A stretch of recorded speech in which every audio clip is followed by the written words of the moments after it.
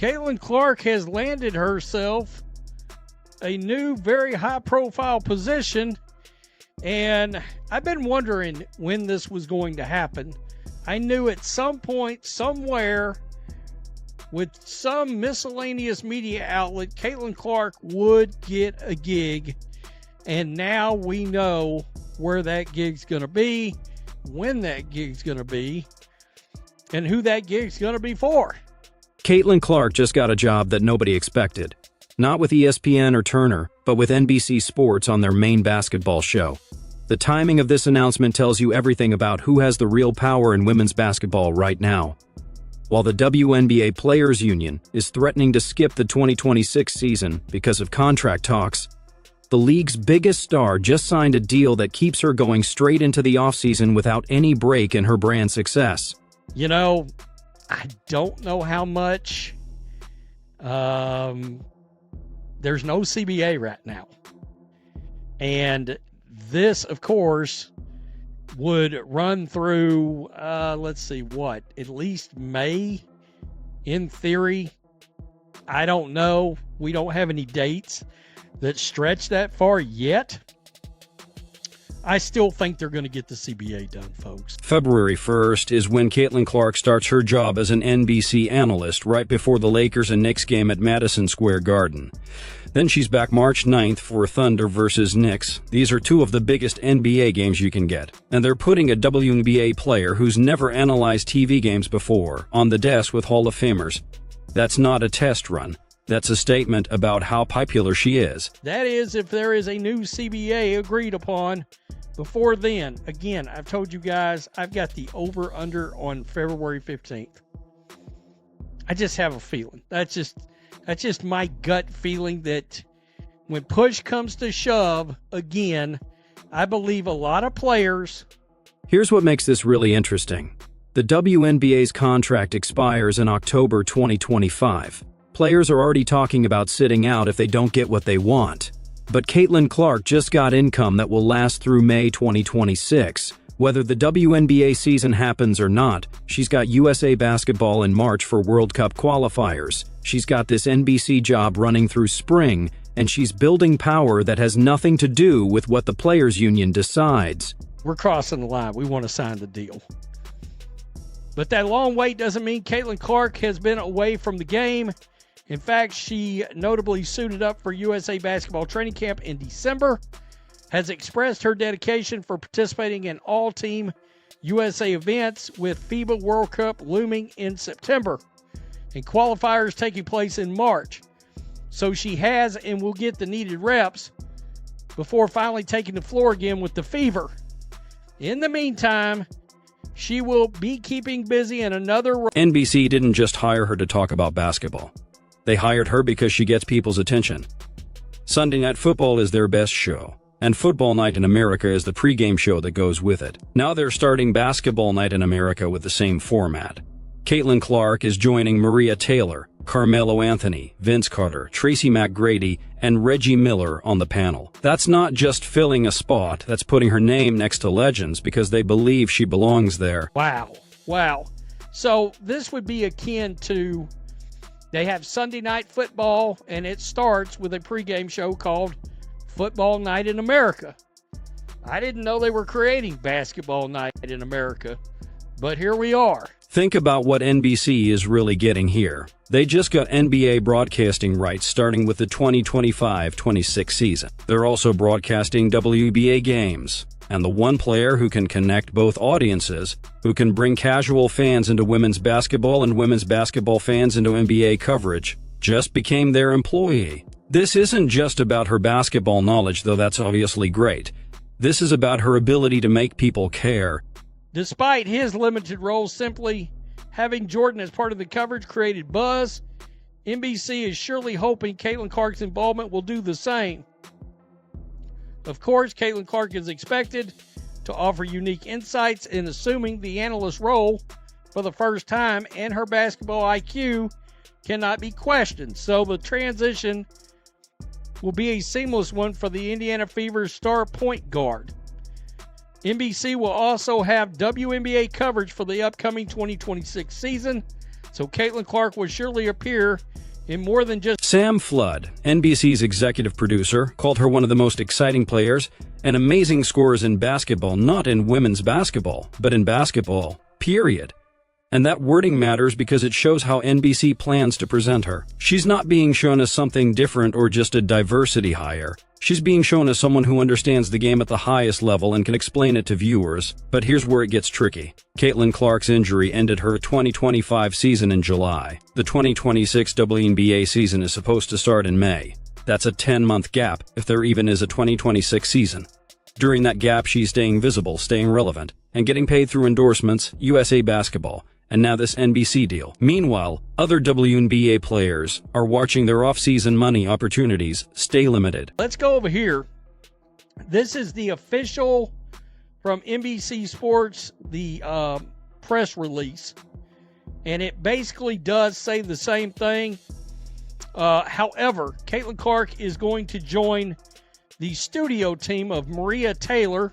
She also hosts Football Night in America with Chris Sims and Mike Florio, Rodney Harrison, Tony Dungy, and Jason Garrett. Carmelo Anthony, Vince Carter, and Tracy McGrady for pre-game commentary. The contract talks are going to be tough. Players want higher salaries, better travel, bigger rosters, and a bigger cut of money. Owners are going to point to attendance numbers and TV ratings and argue that most of that growth comes from just a few stars, and Caitlin Clark is the main example of that argument. The Indiana Fever went from forgettable to must-watch TV in one season because of her. NBC knows it, ESPN knows it, and every team owner knows it. So when NBC announces they're putting her on their main basketball show before she's even done one game as a professional analyst, they're making a bet. They're betting that her fame and fan loyalty work across sports. They're betting that people who watched her play will watch her talk. And they're betting that having her there makes their basketball coverage matter more to advertisers. That's very interesting. By the way, you can watch these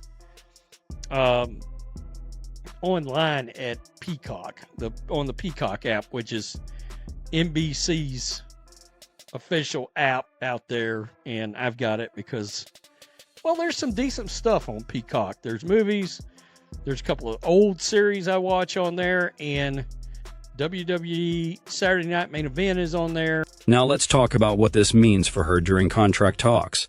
The WNBA Players Association has to stick together if they want power against the owners. But Caitlin Clark just showed that she has options that don't depend on the WNBA season happening. She can make money through media, USA Basketball, and endorsements. If the Players Union decides to hold out for a better deal, she's not facing the same money pressure that most players would face. That doesn't mean she's going to go against the union, but it does mean her situation is different. She's already secured generational wealth through her Nike deal. She already has mainstream visibility that goes beyond the WNBA. And now she's got a media career starting while she's still in her early 20s. The question becomes, how hard is she willing to fight for contract improvements that help middle and bottom WNBA players when she's already in a completely different money situation? Good app, I like it. This is interesting. You notice ESPN didn't jump in. I don't see anything from USA Network on here either. I mean, it's pretty safe to say they weren't going to put her on a panel with Elle Duncan, I wouldn't think. Who knows? You never know with media outlets. NBC, I believe, here's what NBC is really doing with this hire. They're creating content insurance. If the WNBA season gets delayed or canceled because of contract talks, they've still got Caitlin Clark on their basketball shows talking about the NBA. If the season happens on time, they've got the league's biggest star already part of their broadcast team, which gives them an advantage when working with her for WNBA game coverage. And if she turns out to be natural on camera, which seems likely given how comfortable she is under pressure, they've just developed a media personality who can carry shows for the next 20 years. The comparison to Michael Jordan is interesting. When NBC brought Jordan into their coverage, it was mostly symbolic. He didn't do deep analysis or regular appearances. He was there to create buzz and add credibility. But Caitlin Clark is being positioned differently. She's got actual scheduled appearances with specific games attached. She's joining an established panel of analysts who are expected to provide real insight, and she's doing this while she's still an active player. which gives her a perspective that retired players can't match. Think about the pressure that puts on her. She's going to be analyzing NBA players who are at the top of their profession, and she's doing it as someone who's still building her own career. If she says something insightful, it reinforces the idea that women's basketball players understand the game at an elite level. If she says something generic or obvious, it feeds stereotypes about women's sports analysis. There's no neutral outcome here. Every appearance is going to be watched closely. Well, till next time, thanks for watching the show. Be sure to like, comment, and subscribe. Be sure to tune in next time on Black and White Sports. Now let's address the big issue. ESPN didn't make this higher. USA Network didn't make this higher. Turner didn't make this higher. NBC did. And that's important because ESPN has been the main broadcaster of WNBA games for years. They've invested heavily in women's basketball coverage. They've got established analysts and commentators who cover the league. And yet, when the chance came to bring Caitlin Clark into their basketball programming, they either didn't make a good enough offer, or she chose NBC anyway. Either way, that tells you something about how she's thinking about her media career. ESPN is the establishment where you go if you want to be taken seriously as a sports analyst. But NBC is the newcomer in basketball broadcasting. They just won NBA rights after being out of the game for years. They're building their basketball identity from scratch. And being part of that build, being there at the launch of Basketball Night in America, gives Caitlin Clark ownership over the brand in a way that joining an established ESPN program wouldn't. Plus, there's the Peacock factor. NBC's streaming platform is where they're putting a lot of their best content, including exclusive NFL games. If Basketball Night in America becomes a main property on Peacock, and Caitlin Clark is part of that from day one, she's positioning herself at the center of how younger audiences watch sports. That's forward-thinking in a way that joining ESPN's traditional broadcast model isn't. But here's the risk. If the WNBA season does get delayed or canceled because of contract talks, and Caitlin Clark is on television every week talking about NBA basketball, some fans are going to see that as a betrayal. They're going to argue that she should be using her platform to fight for WNBA players, not building her personal brand, talking about male athletes. And that criticism might not be fair. But it's definitely coming. The reality is more complicated. Caitlin Clark talking about basketball on NBC keeps basketball in the conversation. It keeps her name in front of casual sports fans, and when the WNBA season does eventually start, whether that's May 2026 or later, she's going to bring some of those viewers with her back to women's basketball. That's the positive view. The negative view is that she's going to become mainly known as an NBA analyst who used to play in the WNBA, and the women's game loses its biggest star to media before she even reaches her prime. NBC is betting on the positive view. They're betting that her WNBA career and her media career can exist together and help each other. They're betting that fans will watch her analyze NBA games and then watch her play WNBA games, creating a cycle of attention that helps everyone. And they're betting that her basketball knowledge works across both leagues in a way that makes her valuable as an analyst, no matter which game she's covering. The February 1st debut is going to be crucial. Lakers vs. Knicks at Madison Square Garden is about as big as NBA regular season games. Get LeBron James, Anthony Davis, potentially Jalen Brunson if he's healthy. The basketball world is going to be watching to see how Caitlin Clark handles that spotlight.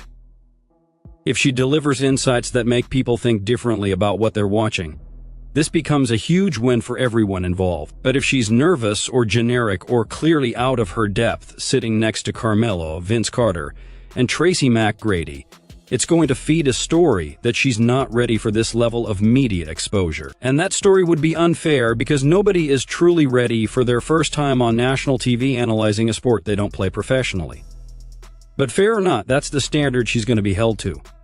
Here's what makes this whole situation interesting from a business perspective. The WNBA is in the middle of an identity crisis. Is it a niche product that serves dedicated fans and accepts limited mainstream appeal? Or is it a growth property that can compete for casual sports fans' attention alongside the NBA, NFL, and MLB? The answer to that question determines everything about contract negotiations because it determines how much money owners can realistically expect to make. Caitlin Clark's existence forces the growth story. Her rookie season brought unprecedented attention to the WNBA. Attendance doubled in some places. TV ratings hit records. Merchandise sales exploded. And now she's taking that star power and extending it into the offseason through media work. That's exactly what the league needs if it wants to be seen as a major sports property rather than a summer thing.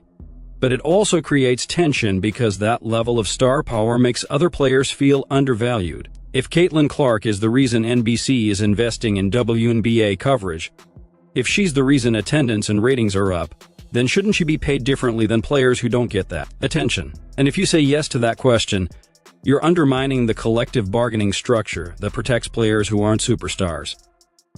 The NBA dealt with this tension decades ago when Michael Jordan's earning potential was way more than the salary cap allowed. They created exceptions and loopholes and endorsement opportunities that let him get paid while keeping the appearance of fairness. The WNBA is going to have to figure out its own version of that solution because Caitlin Clark's market value is already in a different universe than the league's pay structure can handle. So when you watch her debut on NBC on February 1st, you're not just watching a basketball player try analysis. You're watching the future of women's basketball money play out in real time. You're watching a test case for whether WNBA stars can build mainstream media careers while still playing.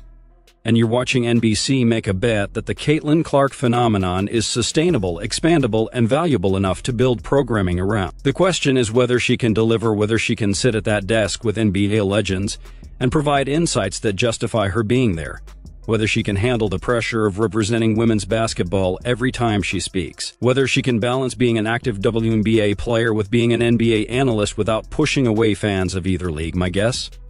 She's going to be fine. She's handled pressure her entire life. She's been the story, the controversy, the focal point since high school.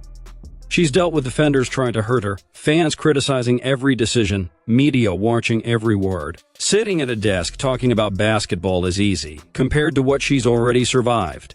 And if NBC is smart, they'll let her be herself. Let her talk about the game the way she sees it. Let her bring the perspective of someone who's actually playing at an elite level right now. Don't try to make her sound like everyone else, because that's what makes this hire potentially brilliant.